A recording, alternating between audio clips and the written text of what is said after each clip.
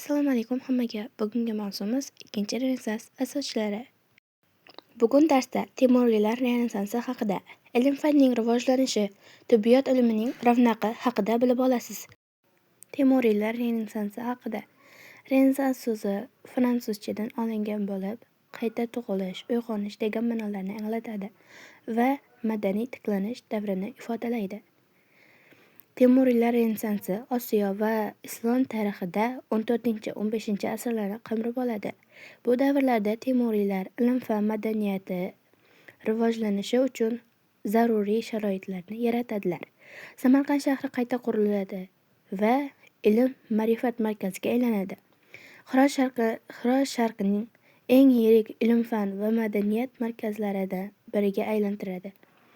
Hunarmandchilik san'at darajasiga ko'tariladi. Shohrux Mirzo va uning rafiqasi Gavharshod begim, Mirzo Ulug'bek, Sulton Husayn Mirzolar tomonidan o'quv dargohlari, madrasalar quriladi. Madrasalarda diniy bilimlardan tashqari turli fan ixtisosliklari bo'yicha ta'lim berish yo'lga qo'yildi. Chingizxon bosqini davrida to'xtab qolgan ilmiy tadqiqotlar Chig'atoy urushi davrida qayta uyg'ona boshlagan. U Temuriylar davrida yuksak pog'onaga ko'tarildi. Matematika va astronomiya tadqiqotlar o'tkazish qayta tiklana boshladi. Amir Temur buyrug'i bilan madrasalarda diniy ilmlar, tafsir, hadisshunoslik, fiqh va boshqalar bilan birga dunyoviy ilmlar, handasa, aljabr, algebra, rizoyat, matematika, aniq, ilmiy nujum, astronomiya, adabiyot, tarix, xattotlik va boshqalar o'qitilishi keng yo'lga qo'yildi.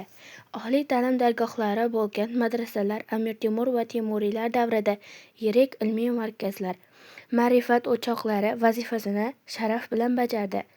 Shaharlardagi har bir madrasa, vaqf, yer mulklari ajratilib, ulardan keladigan daromadlar, mudarris va xizmatchilar maoshi, kutubxona ta'minoti, ta'mirlash va boshqa ishlar uchun yetarli bo'lgan. Mirzo Ulug'bek hukmdorligi davrida Koshi har bir daraja uchun o'ta aniqlikdagi har bir daqiqa uchun farqlarni o'z ichiga olgan 4 ta keng kichik raqamlar uchun sinuslar jadvalini ishlab chiqqan. Amir Temur davrida har bir shaharda shifoxona bo'lgan. Ularda bilimli va tajribali tabiblar ishlagan. Jumladan Samarqandda Dorus Shifo nomli yirik kasalxona bo'lgan.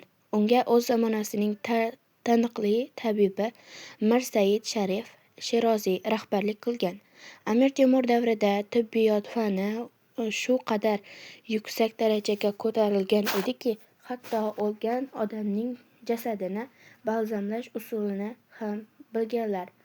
Amir Temur o'z zamonasidagi ijtimoiy guruhlarni 18 toifaga bo'lgan. Shular ichida hokimlar, tabiblar, munajjimlar va muhandislarni 8-toifaga kiritgan. Ularni saltanat korxonasiga rivoj beruvchilar deb atagan. Sohibqiron tabiblar haqida shunday deydi: Hokimlar va tabiblar bilan iqtisodda bemorlarni davolatar edim.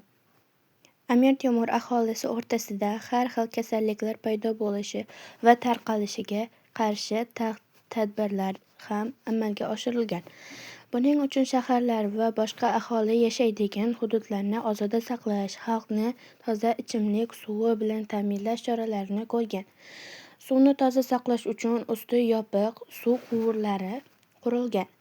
1941-yilning 18-iyunida hukumat komissiyasi tomonidan Samarqanddagi G'o'ra Amir maqbarasida dafn etilgan Sohibqiron Amir Temur, Mironshoh, Shohrux, Mirzo Ulug'bek, Muhammad Sulton va Bibixonim maqbarasidagi daxmalar ochilib ko'rilganda ularning jasadi mumiyolanganini aniqlagan.